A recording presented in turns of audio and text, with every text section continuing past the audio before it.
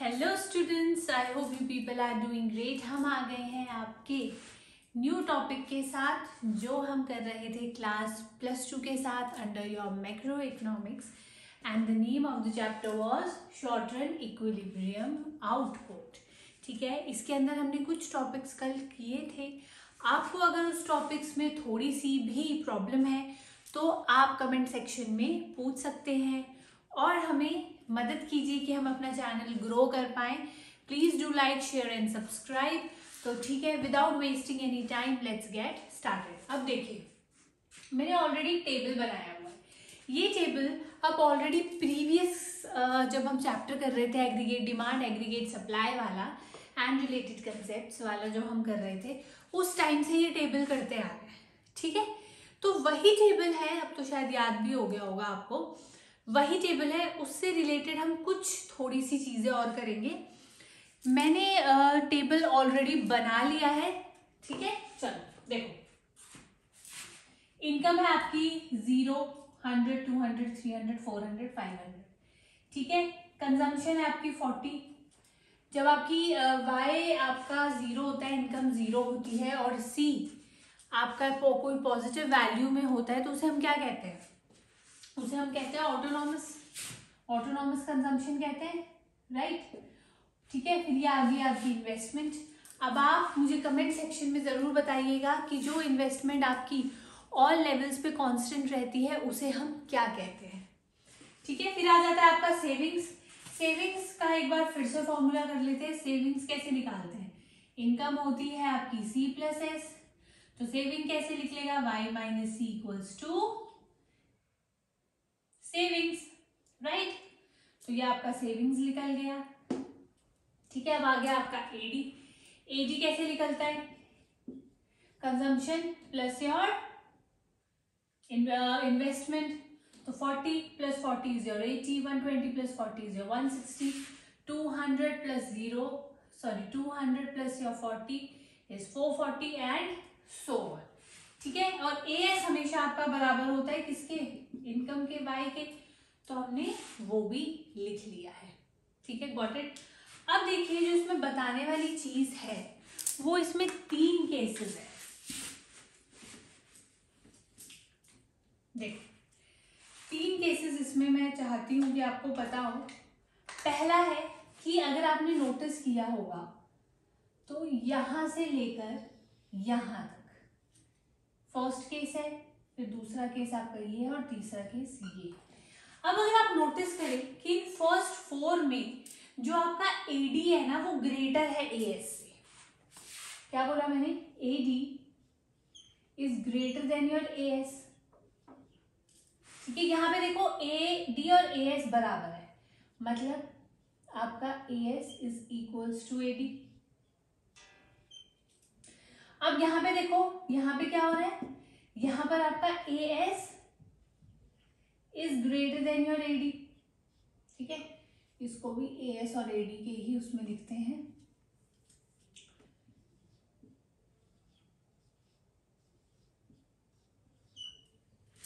ये 3 केसेस है आपके।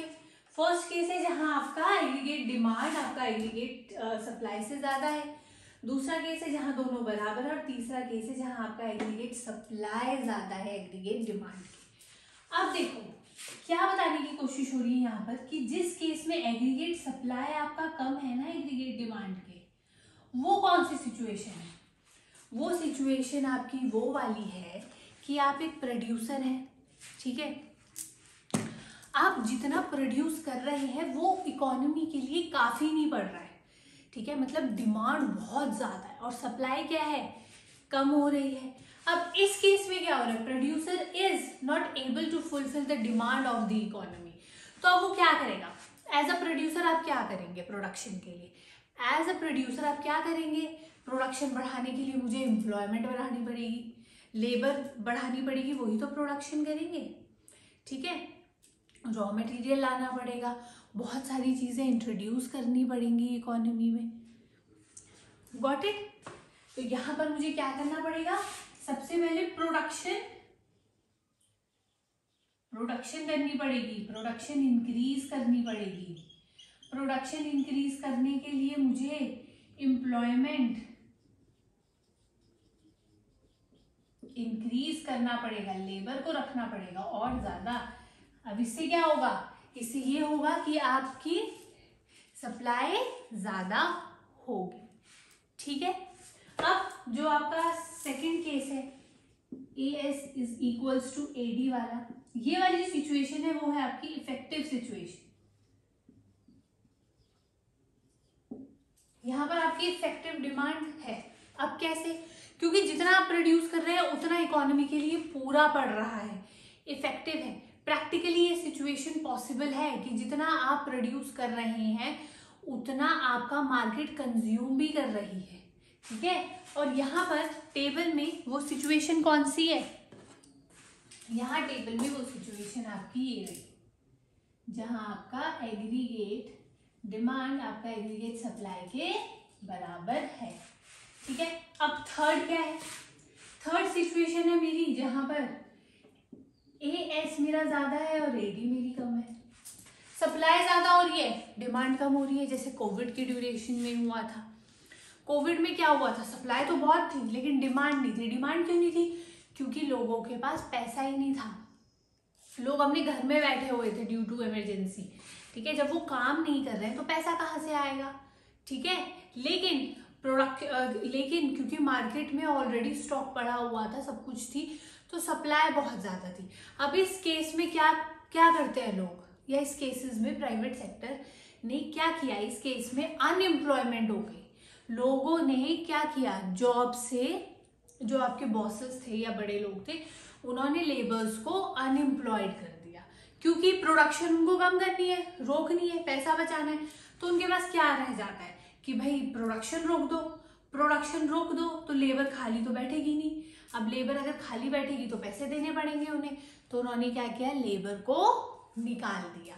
अब यहाँ पर क्या होता है, यहाँ पर लो प्रोडक्शन करनी पड़ती है। ये वो वाली सिचुएशन है जहां लो प्रोडक्शन हो जाती है और लो लेवल ही एम्प्लॉयमेंट का हो जाता है, लोगों को जॉबलेस कर दिया जाता है। कोविड आपका इसका बहुत सही एग्जाम्पल है। ठीक है, समझ गए आप टेबल के थ्रू ये तीन। चलो अब आगे बढ़ते हैं, तो इसको आप डायग्रामेटिकली कैसे बनाएंगे, इसको इरेज कर लेते हैं।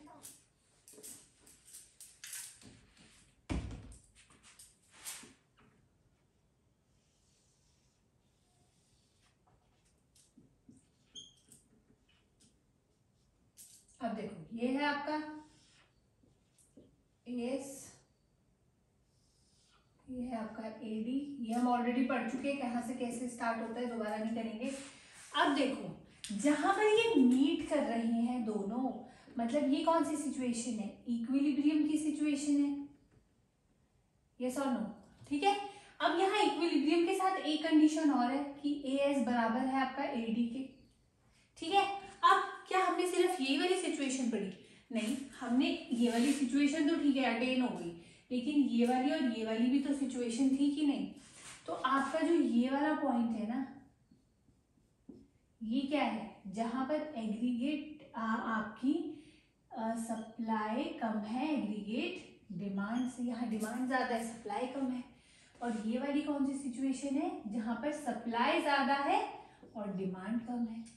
अब इस वाली सिचुएशन में क्या करेगा, जब सप्लाई कम थी वो अपनी प्रोडक्शन लेवल बढ़ाएगा, प्रोडक्शन के लिए उसको एम्प्लॉयमेंट करनी पड़ेगी, तो यहाँ पर एम्प्लॉयमेंट जनरेशन भी होगी। ये तो आपके भाई all the time favourite situation है, कुछ नहीं करना है यहाँ पर, जहाँ पर आपका एग्रीगेट डिमांड आपका एग्रीगेट सप्लाई के बराबर है, कुछ भी नहीं करना है।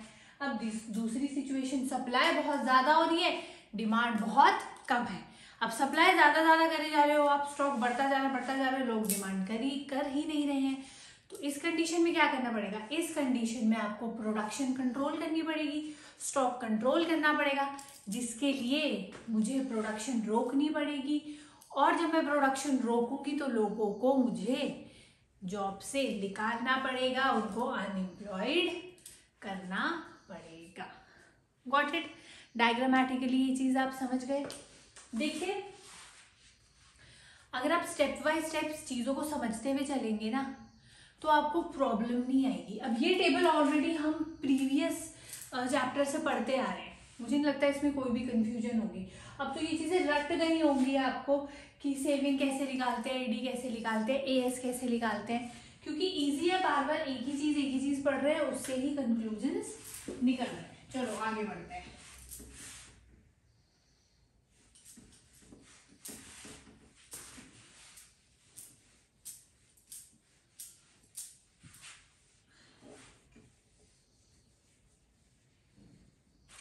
ठीक है, एक इक्विलिब्रियम तो हमने पढ़ लिया जहां पे आपका एएस बराबर था एडी के। ठीक है, अब एक इक्विलिब्रियम है जहां आपका एस इक्वल्स टू है आई के। वो सिचुएशन कहाँ है? वो सिचुएशन ये रही।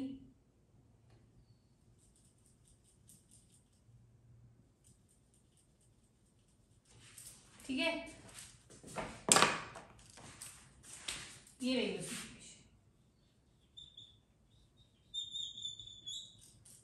ठीक है, अब अगर आप इससे ऊपर देखो तो यहाँ पे भी एक कंडीशन है। यहाँ पर आपका एक कंडीशन में इन्वेस्टमेंट ज्यादा और सेविंग कम है, दूसरी कंडीशन है जहां दोनों बराबर है, और तीसरी कंडीशन है जहां इन्वेस्टमेंट कम है और सेविंग ज्यादा है। अब देखो यहाँ पे भी क्या है, यहाँ पर ये है कि लोग भाई इन्वेस्ट बहुत कर रहे हैं, और हाउस होल्ड जो है, हाउस होल्ड क्या कर रहा है? हाउस होल्ड आपका सेविंग्स नहीं कर पा रहा है, इन्वेस्टमेंट ही इन्वेस्टमेंट हो रही है। तो यहाँ पर भी क्या होगा? यहाँ पर भी उनको कंज्यूम कराने के लिए मुझे प्रोडक्शन करनी पड़ेगी, एम्प्लॉयमेंट जनरेशन करनी पड़ेगी। कब तक? जब तक मेरा इन्वेस्टमेंट बराबर नहीं हो जाता सेविंग्स के। ठीक है, ये तो आपकी इफेक्टिव सिचुएशन होती है, इसमें कुछ नहीं करना है। अब सेकंड केस में क्या, इन्वेस्टमेंट ज्यादा है, इन्वेस्टमेंट कम है, सेविंग ज्यादा है, लोग बहुत बचा रहे हैं। क्या कर रहे हैं लोग सेव करे जा रहे हैं, सेविंग्स बहुत कर रहे हैं भाई, इन्वेस्टमेंट कोई कर ही नहीं रहा, प्रोडक्शन सेक्टर में पैसे लगा ही नहीं रहे। इस सिचुएशन में क्या करना पड़ेगा? इस सिचुएशन में मुझे अपनी प्रोडक्शन को कंट्रोल करना पड़ेगा। ठीक है, डायग्रामेटिकली सेम वही हमने शायद ये प्रीवियस क्लास में भी किया था। सेविंग्स आपकी यहाँ से शुरू होती है, इन्वेस्टमेंट हमेशा आपकी ये है, ये आपका इक्विलिब्रियम पॉइंट आ गया, y एक्सिस 0 O, ये है आपका सेविंग्स, ये है आपका इन्वेस्टमेंट। ठीक है, वही चीज है। यहाँ पर क्या होगा आपका? यहाँ पे आपकी इन्वेस्टमेंट ज्यादा होगी, सेविंग्स कम, और यहाँ पर आपकी सेविंग्स ज्यादा, इन्वेस्टमेंट कम। ठीक है, डायग्रामेटिकली भी ये आसान है। चीजों को समझेंगे तो आपको रटना नहीं पड़ेगा चीजों को। Don't memorise things but understand them, तो आपको बहुत इजीली वो चीजें समझ आ जाएगी। अब देखो, एक ही टेबल से दो सिचुएशंस हमने अटेन कर ली। Got it? कोई भी प्रॉब्लम है आप कमेंट सेक्शन में प्लीज पूछना मुझसे, ताकि हम इसको फिर दोबारा कर लेंगे। अब जो नेक्स्ट है आपका वेरी इंपॉर्टेंट, वो है आपका इन्वेस्टमेंट मल्टीप्लायर। अब ये इन्वेस्टमेंट मल्टीप्लायर क्या होता है? बच्चों को बड़ी कंफ्यूजन होती है, क्योंकि ये न्यूमेरिकल क्वेश्चन है, यहाँ से न्यूमेरिकल क्वेश्चन आता है। इसको स्टेप बाय स्टेप समझो। पहले डेफिनेशन पे जाने से पहले एग्जाम्पल समझते हैं। देखो, ये एक रेस्टोरेंट था, एक नॉर्मल सा रेस्टोरेंट है, ठीक है, और ये एक काफी अच्छा लग्जूरियस सा रेस्टोरेंट है। ठीक है, शीशा वीशा लगा हुआ है, इसमें एसी लगा हुआ है, अंदर एसी लगा हुआ है। ये रेस्टोरेंट है, इसमें आपके नॉर्मल फैंस लगे हुए हैं। ठीक है, नॉर्मल चेयर्स लगी हुई हैं, यहाँ पे सोफा सेट्स लगे हुए हैं। ठीक है, अब आप देखो इन दो रेस्टोरेंट्स में जो इन्वेस्टमेंट ज्यादा की है वो किसने करी? इसने करी है, क्योंकि भाई इसने क्या किया है, इसने एसी भी लगवा रखा है, सोफा सेट लगवा रखे हैं, मिरर लगवा रखे हैं, लाइटें लगवा रखी हैं। ठीक है, कंज्यूमर को अट्रैक्ट करने के लिए इसने क्या किया हुआ है, ये अपना वो ही पुरानी जिंदगी में चल रहा है, वही फैन चल रहे हैं, वही आपकी टेबल कुर्सियां चल रही हैं, उसी पे लोग बैठ रहे हैं। तो अगर आपके पास इन दोनों में से ऑप्शन हो तो आप किसको चूज करोगे? इसको, क्योंकि इसमें फैसिलिटी ज्यादा मिल रही है। ठीक है, फैसिलिटी ज्यादा मिल रही है। अब मान के चलो कि एक सिचुएशन ऐसी थी जहां ये दोनों आपके क्या बोलते सेम कंडीशन पे थे, इसके पास भी फैन था, इसके पास भी फैन था। अब जो आपका ये वाला रेस्टोरेंट है, चलो नाम रखते हैं इसका रखते हैं सीसी, इसका रख देते हैं डीडी रेस्टोरेंट। ठीक है, अब ये जो आपका डीडी रेस्टोरेंट था, इसने सोचा कि यार ऐसे तो काम चलेगा नहीं, ठीक है, कंपटीशन में साथ वाला भी है, बराबर की कमाई हो रही है, ऐसे कब तक चलेगा। इसने क्या किया, इसने इन्वेस्टमेंट कर दी। इसने अपनी रेस्टोरेंट में 2 लाख रुपए इन्वेस्ट करे, जिसमें इसने एसी लगवाया, ठीक है, सोफा लगवाया, ये सब चीजें इसने लगवाई। 2 लाख का इन्वेस्टमेंट किया। अब ये बेचारा वही वहीं का वहीं है, ये बेचारा अभी भी 50,000 ही कमा रहा है। अब जैसे ही इस आदमी ने इन्वेस्ट किया अपने बिजनेस पर, ये इसने क्या किया, 50,000 जो ये पहले कमा रहा था उससे सीधा जंप कर दिया 5 लाख रुपए पे, मान के चलते हैं। चलो 5 लाख नहीं, ये कुछ ज्यादा ही हो गया। कहाँ, चलो 3 लाख कर देते हैं, ठीक है। जहां ये पहले 50,000 कमा रहा था, अब ये सीधा क्या कमा रहा है, 3 लाख रुपए कमा रहा है। कितनी की इन्वेस्टमेंट करके, 2 लाख की इन्वेस्टमेंट करके 3 लाख रुपए कमा रहा है, ठीक है। या 3 की जगह इसको 4 कर देते हैं, ठीक है, क्योंकि हम जितना इन्वेस्ट करते हैं उससे ज्यादा की उम्मीद करते हैं कि हमें रिटर्न्स मिलेंगे, ठीक है। अब क्या हुआ, यहाँ पर जो आपने इन्वेस्ट किया था उसको आपने मल्टीप्लाई कर दिया, तो वो ही है आपका इन्वेस्टमेंट मल्टीप्लायर, वो ही आपका इन्वेस्टमेंट मल्टीप्लायर, ठीक है। एक और एग्जांपल से समझो, ठीक है। 2 स्कूल, अब देखो, अभी currently I am using white board, ठीक है। अब कुछ क्या बोलते स्कूल्स में पहले तो हर जगह ब्लैक वाले जो बोर्ड होते थे, जो दीवार में ही फिक्स होते थे, है ना, काले वाले बोर्ड जो होते थे, चौक पे लिखते थे, गीले कपड़े से उसको साफ करते थे, ठीक है, वो वाले बोर्ड वाले स्कूल। और अब जो आपके स्मार्ट क्लासेस वाले बोर्ड आ गए, वाइट बोर्ड जिसपे विद पेन आप लिखते हैं, इलेक्ट्रिक पेन आप लिखते हैं, ठीक है, टच स्क्रीन से चलते हैं। तो अब पेरेंट्स क्या प्रेफर करते हैं कि यार बच्चे को स्कूल में डालेंगे, प्रेफर करते हैं। तो वहां पर उस स्कूल ने क्या किया, उस स्कूल ने ये किया कि इन्वेस्टमेंट कर उसने अपनी इनकम बढ़ा ली, क्योंकि अब बच्चे उनके पास ज्यादा आ रहे हैं। जहां उनके पास 50 बच्चा था, आज उनके पास 2-2 हजार बच्चे हैं, ठीक है। जहां वो पहले 1 लाख कमा रहे थे, वो 5 लाख कमा रहे हैं।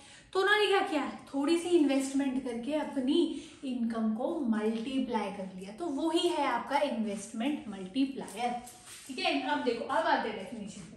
refers to the number of times by which the increase in income or output exceed the increase in investment. Investment जितनी करी उसको करने के बाद कितने नंबर ऑफ टाइम्स आपकी जो इनकम है वो मल्टीप्लाई हुई है, वो ही है आपकी इन्वेस्टमेंट मल्टीप्लायर, ठीक है। अब देखो, मैंने स्कूल का एग्जांपल दिया था कि मान के चलो आपका कि पहले वो कमा रहे थे 1 लाख रुपए, ठीक है, उन्होंने स्मार्ट बोर्ड लगवा लिए अपने 2-3 क्लासेस में 2 लाख रुपए के।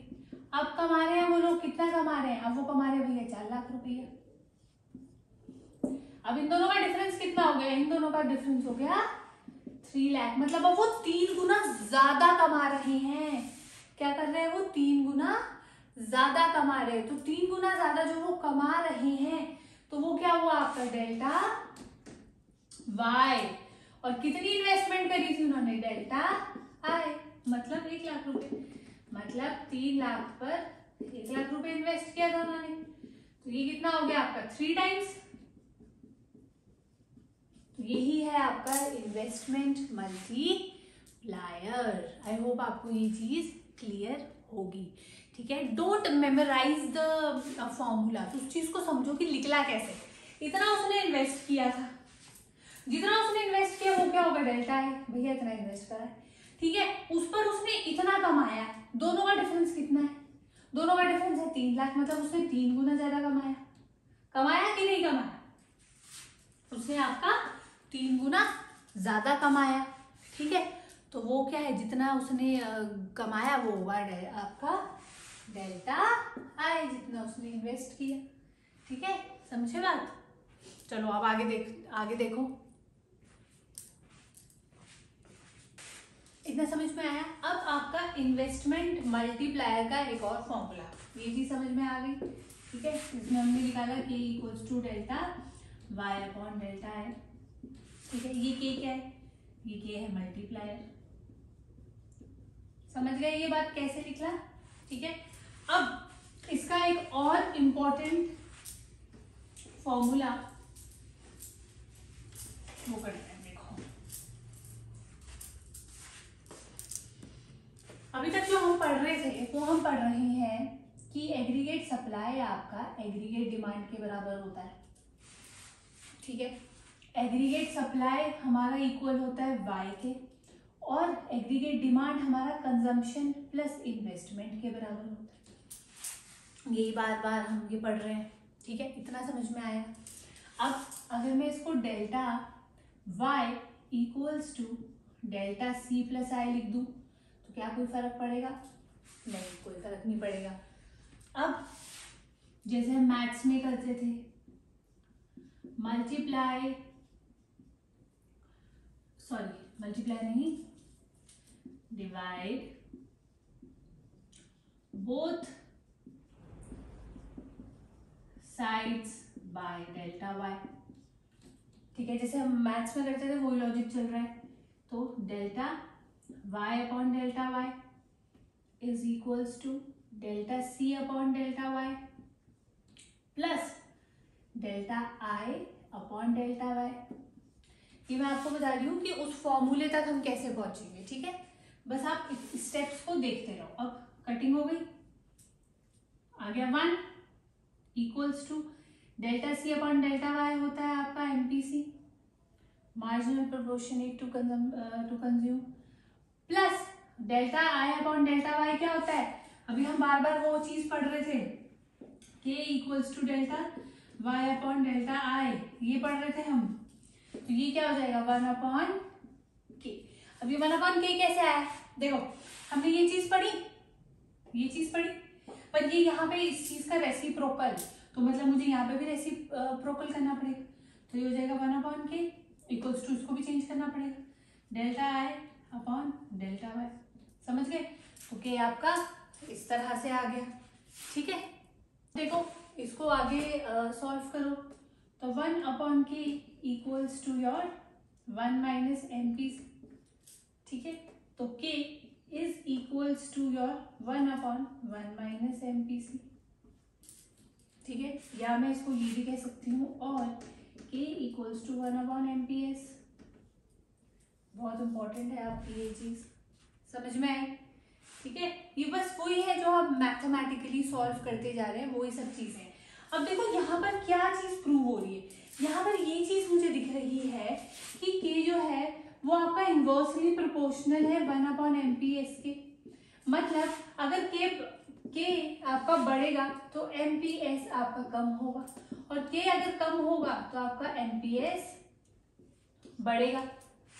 यही कहने की कोशिश कर रहे हैं। मतलब ये कि क्या आपका एमपीएस 0 हो सकता है? हाँ हो सकता है। तो के क्या होगा फिर? के क्या होगा अगर ये आपका 0 है? तो अगर मैं यहाँ पर के एमपीएस की जगह 0 लिख दूं तो के इक्वल्स टू 1 अपॉन 0, मतलब के इक्वल्स टू इंफिनिटी। ये इसकी मैक्सिमम वैल्यू है। मतलब जब आपका एमपीएस 0 होगा तो के आपका मैक्सिमम पोजीशन पे होगा। यही मतलब है ना इसका। ठीक है, समझ में आया? फिर से समझो, देखो इस चीज को फिर से समझो। ठीक है, यहां तक समझ में आया? ठीक है, आपका 1 equals to MPC plus 1 upon K, इसको आप आगे सॉल्व करो, के उस तरफ चला जाएगा आपका लेफ्ट हैंड साइड, तो जो चीज पॉजिटिव में है वो नेगेटिव में हो जाएगी। ये आपने सॉल्व कर दिया तो 1 upon 1 minus MPC equals to आपका एमपीएस होता है। ठीक है, अब अगर एमपीएस मेरा 0 है, ठीक है, मार्जिनल प्रोपोर्शनेट ऑफ सेविंग अगर मेरा 0 है, तो अगर मैं अकॉर्डिंग टू द फॉर्मूला, जो मेरा फॉर्मूला था के इक्वल्स टू 1 अपॉन एमपीएस, उसकी जगह मैं 0 लिख दूं तो 1 अपॉन 0 इज इन्फिनिटी, जो होगी उसकी मैक्सिमम वैल्यू। तो इसका मतलब क्या हुआ? इसका मतलब ये हुआ कि जब आपका एमपीएस 0 है तो आपका जो मल्टीप्लायर होगा वो आपकी मैक्सिमम वैल्यू पर होगा। समझे इस बात को? मैक्सिमम वैल्यू तक आपको समझ आया? अब देखो इसमें एक और चीज है। ठीक है, यही लिख लेते हैं। अब देखो, जब आपका एमपीएस 0 है तो आपका के था इन्फिनिटी, मतलब मैक्सिमम लेवल पर, तो यहां पर एमपीसी कितना होगा 1, ठीक है। अब अगर ये क्या है, इसकी मिनिमम वैल्यू है, राइट। अब अगर एमपीएस आपका क्या बोलते हैं, मैक्सिमम वैल्यू क्या होती है एमपीएस की, एमपीएस की मैक्सिमम वैल्यू होती है भाई 1, तो के की वैल्यू क्या होगी, के की वैल्यू होगी आपकी 1/1, ठीक है। तो के इक्वल्स टू 1, तो ये इसकी क्या है मिनिमम वैल्यू, ठीक है, और ये इसकी मैक्सिमम वैल्यू है। और यहाँ पर एमपीसी क्या होगा आपका 0। तो समझ गए रिलेशन, हमने यहाँ पर जो हम बोल रहे थे कि के आपका इनवर्सली प्रोपोर्शनल होता है एमपीएस के, वो हमने प्रूफ भी करा है। कैसे प्रूफ करा है कि जब आपका एमपीएस 0 होता है तो आपका ये के क्या होता है इन्फिनिटी मैक्सिमम पोजीशन पर होता है, और यहाँ पे एमपीसी क्या होता है 1, ठीक है। अब वही अगर एमपीएस आपका मैक्सिमम पर है तो यहाँ पर के क्या होगा मिनिमम पर, और एमपीसी क्या होगी आपकी 0 होगी। समझ गए आप ये बात। आज हम बस इतना ही करेंगे कि आपके फॉर्मूलेस कैसे डिराइव होते हैं।